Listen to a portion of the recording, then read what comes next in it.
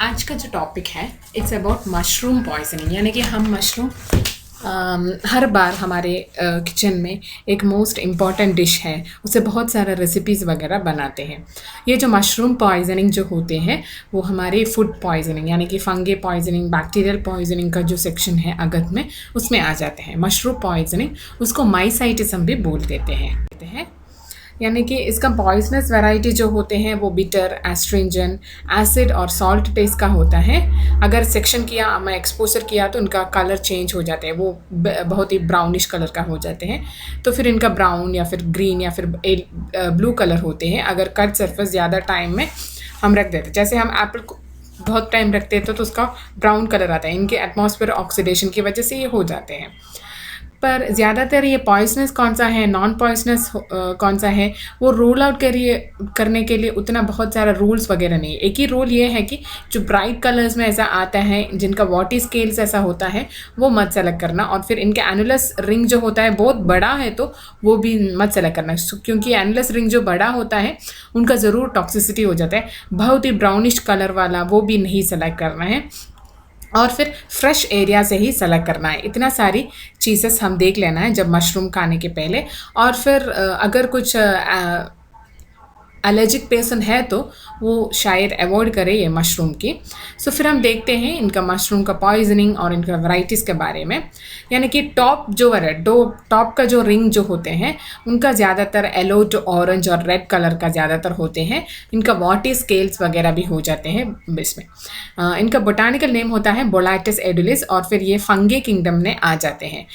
यानी कि वो एनिमल भी नहीं है, प्लांट भी पॉइजनिंग में नहीं आ जाते हैं, फंगी किंगडम में आ जाते हैं। इनका अल्कलॉइड जो होता है मस्कारिन होता है इनका पॉइजनिंग इफेक्ट। यानी कि वो पैरासिम्पथेटिक पोस्ट गैंग्लियोनिक नर्व्स को स्टिमुलेट कर लेते हैं। पैरासिम्पथेटिक पोस्ट गैंग्लियोनिक नर्व्स जो होता है वो एसिटाइल कोलाइन को रिलीज करने वाला है। यानी कि एसिटाइल कोलाइन का फंक्शन यह है कि हमारे स्मूथ मसल्स, हमारे सभी यानी कि मोस्ट इंपॉर्टेंट वाइटल ऑर्गन्स का फंक्शनिंग जो होता है उनको कंट्रोल करना होता है। तो फिर ये जो स्टिमुलेट होता है तो हमारे ऑर्गन्स तक ये बंद हो जाते हैं। अमानिटा फेलोड्स ये है कि वो एक डेडली एगैरिक या डेथ कैप, उनका दूसरा नाम है डेथ कैप भी बोलते हैं। वो ज़्यादातर वाइट कलर का होता है, अनप्लेजेंट टेस्ट होता है। अगर पुराना हो गया तो इनका बहुत ऑर्डर भी बहुत ऑफेंसिव बन जाते हैं। वुडी प्लेसेस में, वुडी फॉरेस्ट एरियाज में ये 15 to 20 सेंटीमीटर हाइट तक ये होते हैं। इनका होलो स्टैक होता है, अंडर सरफेस में पोर्स भी हो जाते हैं। इनका प्रोमिनेंट बल्ब होता है बेस पे और अपर मार्जिन में एक कप जैसे भी दिखते हैं। फंगस जो होते हैं वो बहुत पावरफुल हो जाते हैं। इनका अल्कलॉइड्स मोस्टली प्रेजेंट होता है, फैलोइडिन, फैलोन, बी अमानिटिन, साइक्लोपेप्टाइड्स, वायरोटॉक्सिन वगैरह हो जाते हैं। Inhibitors of cellular protein synthesis भी इनका मेन फंक्शन है।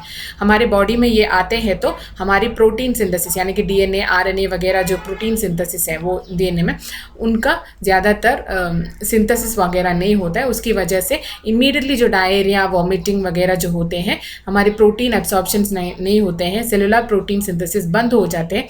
उसकी वजह से ही ज़्यादातर डेथ वगैरह हो जाते हैं। मोस्टली मशरूम्स जो होते हैं उतना पॉइजनस नहीं है। अगर हमने अमेरिका की डाटा देखा तो मोस्टली जो अमेरिकन्स जो मशरूम्स बहुत ज़्यादा जो खाते हैं उनमें कम से कम बहुत लोग ही उनकी डेथ यानी कि डेथ हो जाते हैं। हार्मफुल इफेक्ट जो होते हैं अबाउट 50% उसका होते हैं। और फिर 25% भी उनके प्रॉब्लम से वो सुधर जाते हैं, यानी कि वो उनकी इफेक्ट से ज़्यादातर वो लोग बच जाते हैं। तो फिर यहाँ पे muscarine stimulate the post ganglionic cholinergic nerves को ये स्टिमुलेट कर लेता है। अगर इनका सिम्टम्स जो होते हैं, सिम्टम्स को हम डिवाइड कर देते हैं। मोस्टली अर्ली सिम्टम्स होते हैं, इनका इमीडिएट सिम्टम्स होते हैं और फिर डिलेड सिम्टम्स होते हैं। Most of the time 6 hours के अंदर इनका सिम्टम्स डेवलप हो जाते हैं। अगर नहीं तो डिलेड 6 to 12 आवर्स तक भी हो जाते हैं। इनका 2 तरह के सिम्टम्स होते हैं, इरिटेंट सिम्टम और फिर न्यूरोटिक सिम्टम। आगे हम पहले देखते हैं इरिटेंट सिम्टम, यानी कि इरिटेशन। पहले जो any kind of foreign body हमारे बॉडी में आ जाते हैं तो बहुत इरिटेशन हो जाते हैं। वो इरिटेशन की वजह से क्या क्या सिम्टम्स वहाँ पे डेवलप हो जाते हैं। पहले जो थ्रोट होता है इनको कंस्ट्रिक्शन हो जाते हैं, स्टमक में बर्निंग पेन हो जाते हैं, नौसिया भी होते हैं।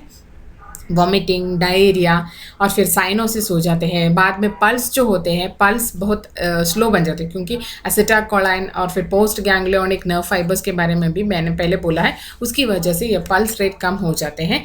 और फिर रेस्पिरेटरी इफेक्ट में भी इनका असर हो जाते हैं, कन्वल्शंस, स्वेटिंग, कोलैप्स और बाद में डेथ तक भी हो जाते हैं।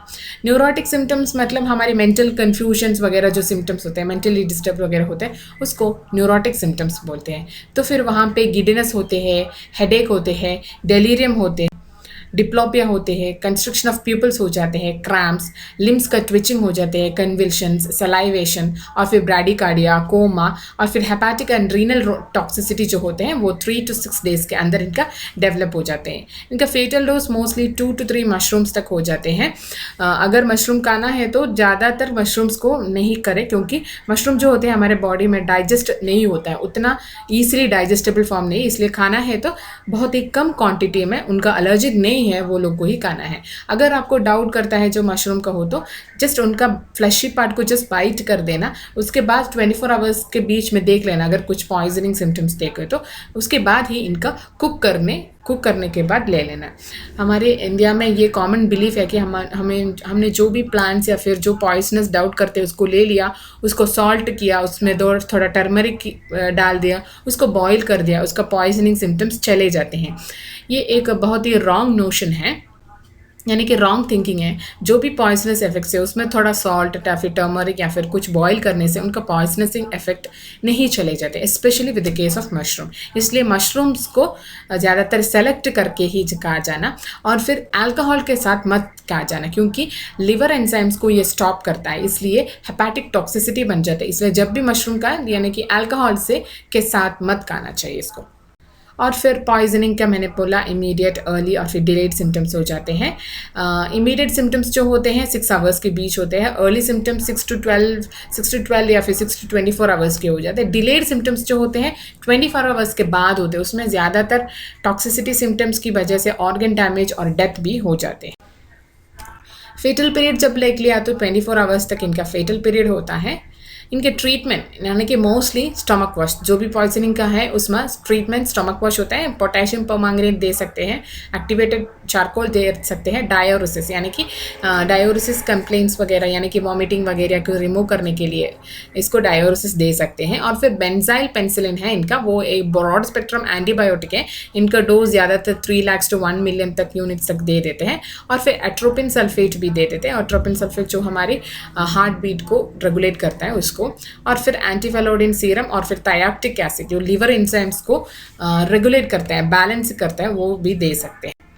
और फिर हीमोडायलिसिस या फिर सिम्टोमेटिक ट्रीटमेंट। सिम्टोमेटिक ट्रीटमेंट में ज़्यादातर लोगों को अगर कन्वल्शन हो जाते हैं तो कन्वल्सिव ट्रीटमेंट देना है। अगर उन लोगों का अनकंट्रोल्ड डायरिया, अनकंट्रोल्ड वॉमिटिंग वगैरह हो जाते हैं तो उसको कंट्रोल करने के लिए भी कुछ कर सकते हैं। अगर हम ऑटोप्सी, मशरूम की वजह से अगर डेथ हो गया तो फिर इनका ऑटोप्सी में ज़्यादातर एलिमेंट्री कैनाल का जो म्यूकस मेम्ब्रेन है वो ज़्यादातर बहुत इन्फ्लेटेड होकर दिखते हैं, क्योंकि ड्यू टू फॉरेन टॉक्सिसिटी उसकी वजह से एलिमेंट्री कैनाल का इन्फ्लेमेशन ज़्यादातर हो जाते हैं। लिवर का फैटी डीजनरेशन हो जाता है, क्योंकि लिवर एंजाइम्स को ब्लॉक कर देते हैं। और फिर अगर रीनल टॉक्सिसिटी है तो किडनी में भी इनका असर हो जाते हैं। और फिर पल्स रेट वगैरह यानी कि तुरंत ऑर्गन डैमेज में मोस्टली हार्ट रेट को भी ये कम कर देते हैं, उसकी वजह से हार्ट मसल्स में भी इनका इफेक्ट होता है। न्यूरोटिक सिम्टम्स में ज़्यादातर ब्रेन कंजेशन हो जाते हैं और फिर पेटिकल हेमरेजेस, वो सीरस में दिख जाते हैं। इनका मेडिकल लीगल इंपॉर्टेंस ये है कि ये ज़्यादातर बहुत ही एक्सीडेंटल, लोग एक्सीडेंटली उनको लेते हैं, यानी कि पॉइजनस या फिर नॉन पॉइजनस को हम पहचान नहीं सकते, उसकी वजह से एक्सीडेंटल पॉइजनिंग ज़्यादातर हो जाते हैं। होमिसाइडल जो होते हैं बहुत ही रेयरली ये मशरूम को यूज़ करते हैं, और सुइसाइड करने के लिए भी बहुत रेयर ही इनको यूज़ कर देते हैं।